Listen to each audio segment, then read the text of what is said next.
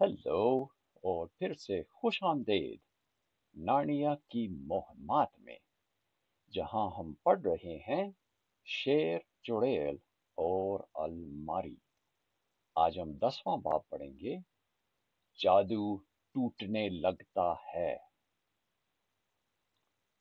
अब हम वापस मिस्टर और मिसेस बीवर और 3 बच्चों के पास लौटते हैं।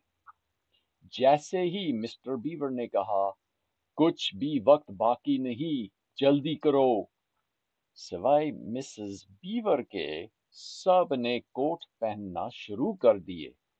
मिसेस बीवर ने बोरियां फैलाना शुरू कर दी और कहने लगी, अब मिस्टर बीवर, तुम वो गोश्त उतारो। यहाँ चाय की केतली है और ये चीनी और कुछ माचिस।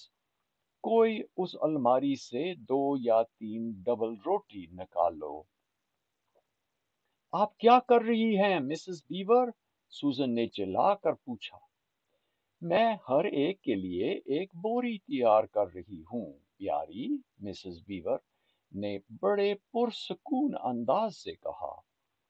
आपने तो ये नहीं सोचा होगा कि खाए बगैर हम इतना लंबा सफर कैसे कर सकते हैं। लेकिन हमारे पास वक्त नहीं है, सूजन ने कोट का बटन बंद करते हुए कहा। वो किसी भी वक्त पहुंच सकती है। ये मेरा ख्याल है, मिस्टर बीवर ने कहा। क्या दिमाग खराब हो गया है? मिसेस बीवर ने कहा। मिस्टर बीवर, सोचो जरा, वो हरगिज पौने घंटे से पहले नहीं पहुंच सकती। लेकिन क्या हमको ज्यादा से ज्यादा आगे नहीं निकल जाना चाहिए? पीटर ने कहा, ताकि हम सबसे पहले ही अजीम सिल तक पहुंच जाएं। हाँ, उस बात का ख्याल तो रखिए मिसेस बीवर, सूजन ने कहा, क्योंकि वो जैसे ही यहाँ पहुंचकर मालूम कर लेगी कि हम जा चुके हैं, तो वो पूरी तेजी से हमारा पीछा करेगी। वो तो ठीक है, मिसेस बीवर ने कहा, लेकिन कुछ भी हो, हम उससे पहले वहां नहीं पहुंच सकते, क्योंकि वो स्लेज यानी बर्फ गाड़ी पर जाएगी और हमें पैदल जाना है। फिर क्या हम ना उम्मीद हो जाएं? सूजन ने कहा। फिक्र मत करो मेरी प्यारी, मिसेस बीवर ने कहा। उस अलमारी से आधा दर्जन रुमाल निकालो। जाहिर है कि हमें उम्मीद है हम उससे पहले नहीं पहुंच सकते, लेकिन हम एक ऐसे खुफिया रास्ते से जा सकते हैं जिसका वो तस्वर भी नहीं कर सकती, और फिर शायद हम पहुंच ही जाएंगे। और तुम बिल्कुल फिक्र मत करना, मिसेस बीवर ने कहा। ठीक, बेहतर हो गया। अब 5 बोरियां तैयार हैं, सबसे छोटी हम में से सबसे छोटे के लिए। उसने लूसी की तरफ देखकर कहा। आइए अब हम चलें, लूसी ने कहा। मैं तकरीबन तैयार हूँ, मिसेस बीवर ने कहा, और उसके शौहर ने उसको बूट पहनने में मदद की। क्या ख्याल है, मशीन साथ लाने के लिए ज्यादा भारी है? जी हाँ, मिस्टर बीवर ने कहा, बहुत ज्यादा भारी, और आप इसे भागते भागते इस्तेमाल भी नहीं कर सकते हैं। मुझे अच्छा नहीं लगता कि मेरी मशीन उस चुड़ैल के हाथ लग जाए, मिसेस बीवर ने कहा। वो या तो उसे तोड़ देगी या फिर चोरी कर लेगी। बराए मेहरबानी जल्दी करो, तीनों बच्चों ने कहा। और आखिर वो सब बाहर आ गए और मिस्टर बीवर ने दरवाजा पर ताला लगा दिया। इसको थोड़ी देर मजीद देर लगेगी, उसने कहा, और वो अपने कंधों पर बोझ उठाकर चल पड़े। जब उन्होंने सफर शुरू किया तो बर्फ पड़ना बंद हो चुकी थी और चांद नजर आ रहा था। वो एक एक करके चल पड़े। पहले मिस्टर बीवर, फिर लूसी, फिर पीटर, फिर सूजन, और आखिर में मिसेस बीवर। वो मिस्टर बीवर की रहनुमाई में नदी के दाईं तरफ पहुंच गए जहां एक टूटा फूटा पथरीला रास्ता नदी के साथ साथ जाता था। वादी के दोनों तरफ उनको ऊपर की तरफ बहुत ऊंचा नजर आ रहा था। जहां तक मुमकिन हो ये रास्ता हमारे लिए बहुत बेहतर है, मिस्टर बीवर ने कहा। उसको ऊपर ऊपर जाना पड़ेगा क्योंकि स्लेज बर्फ पर चलने वाली गाड़ी यहाँ नहीं चल सकती। ये नज़ारा अगर किसी सोफे पर बैठकर खिड़की में से देखा जाए तो बहुत ही खूबसूरत लगे, बल्कि चलते हुए भी ये काफी अच्छा लग रहा था। और लूसी को शुरू में बहुत मजा आ रहा था, लेकिन जैसे जैसे वो आगे और आगे चलते गए तो उनका बोझ भारी होता गया और ऐसा लगता था कि रुकना पड़ेगा। उसने इतराफ के प्यारे प्यारे दरख्तों और बर्फानी दरिया और चांद सितारों को देखना छोड़ दिया और वो सिर्फ मिस्टर बीवर के थके हुए कदमों के साथ चलते हुए देखती रही। फिर अचानक चांद गायब हो गया और बर्फ दोबारा पड़ने लगी।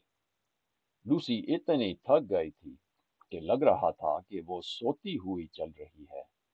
तब एकदम से मिस्टर बीवर दरिया के दूसरी जानब मुड़ गए और ऊपर की तरफ झाड़ियों में उनकी रहनुमाई करने लगे।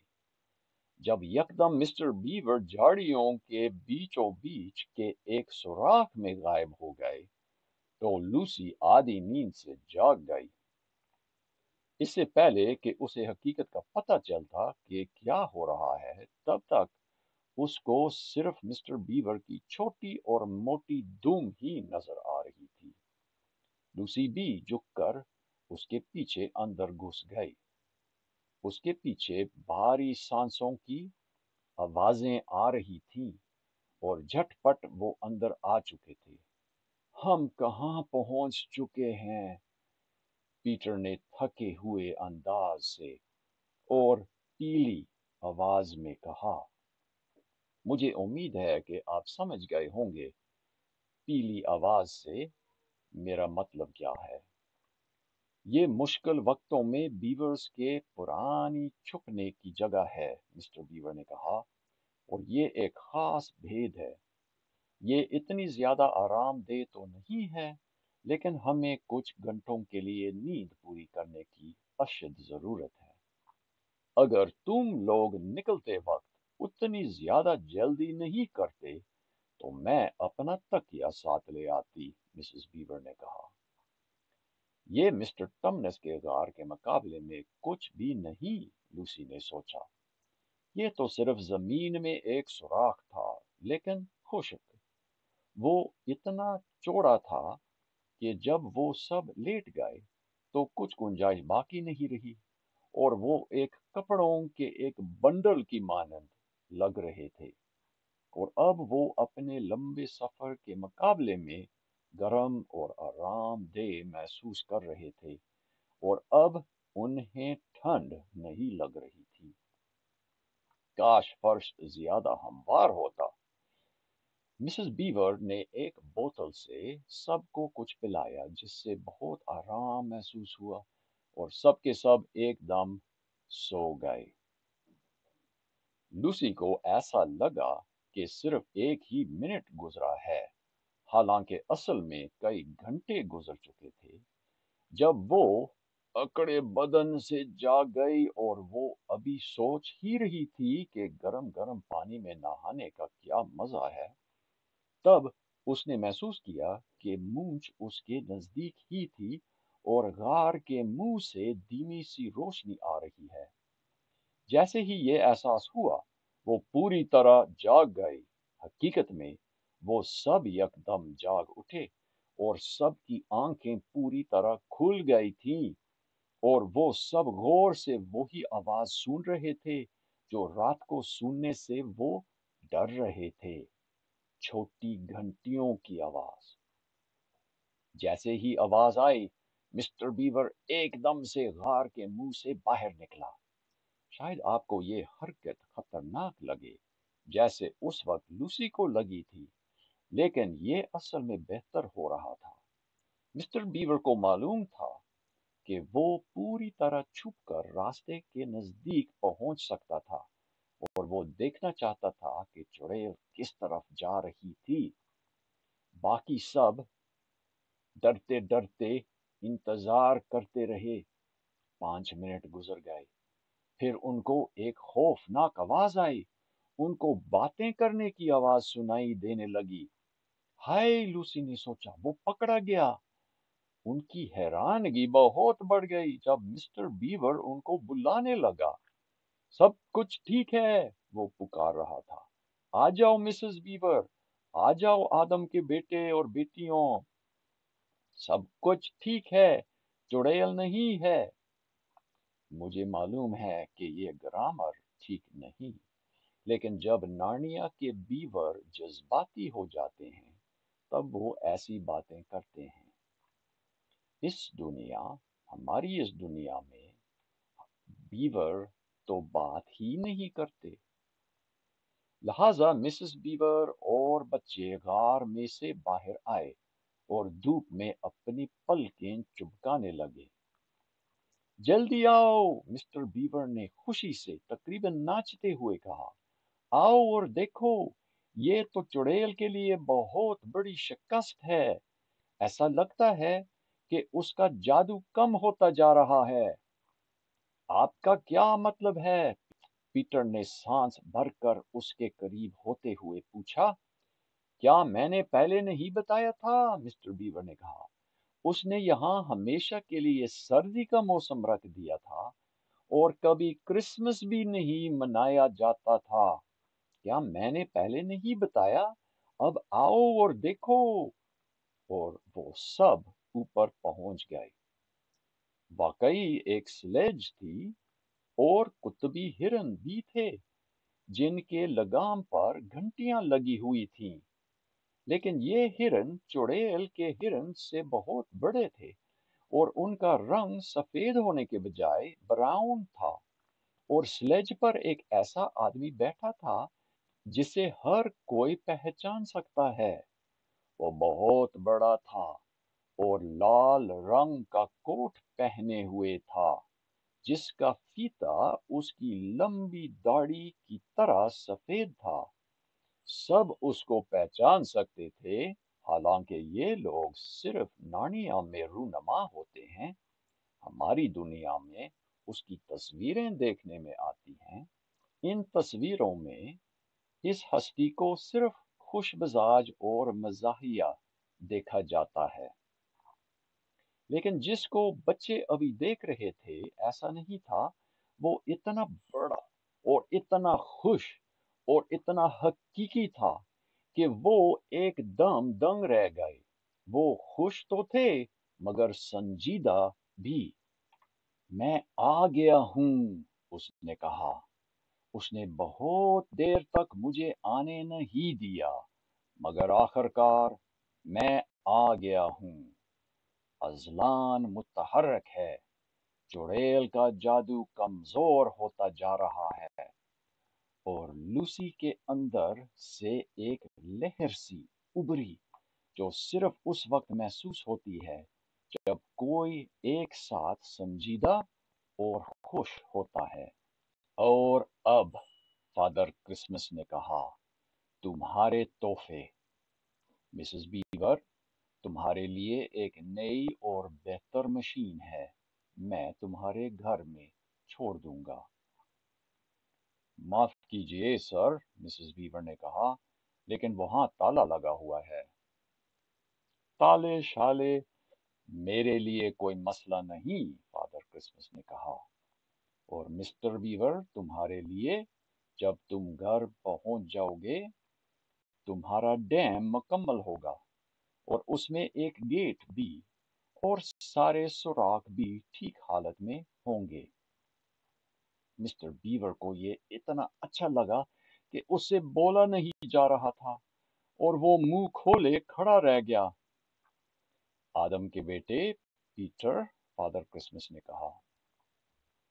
جی سر، پیٹر نے کہا۔ یہ تمہارے تحفے ہیں، فادر کرسمس نے جواب دیا، اور یہ کھلونے نہیں، یہ اوزار ہیں، سوچ سمجھ کر استعمال کرنا ہے۔ اور یہ کہہ کر اس نے پیٹر کے ہاتھ میں بختر اور تلوار تھما دی۔ بختر چاندی کے رنگ کا تھا اور اس پر ایک اسٹرابری جیسا سرخ شیر لگا ہوا تھا۔ تلوار کا دستہ سونے کا تھا اور میان پر پلیٹ لگا ہوا تھا، اور ہر چیز پیٹر کے عین مطابق تھی۔ پیٹر نے یہ تحفے خاموشی سے قبول کر لیے کیونکہ پورا ماحول بہت سنجیدہ لگ رہا تھا۔ سوزن، ہوا کی بیٹی، فادر کرسمس نے کہا، یہ تمہارے لیے ہیں۔ اور اس نے اس کو ایک کمان اور تیروں سے بھرا ہوا ایک ترکش اور ایک چھوٹا سا ہاتھی دانت کا باجا دیا۔ تم کو کمان صرف اس وقت استعمال کرنا ہے جب اشد ضرورت محسوس کرو، اس نے کہا۔ میری خواہش یہ نہیں کہ تم جنگ میں لڑو۔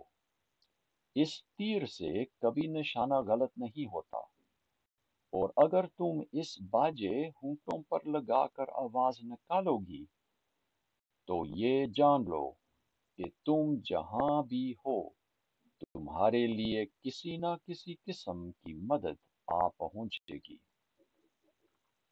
پھر اس نے کہا، لوسی، ہوا کی بیٹی، اور لوسی آگے آئی۔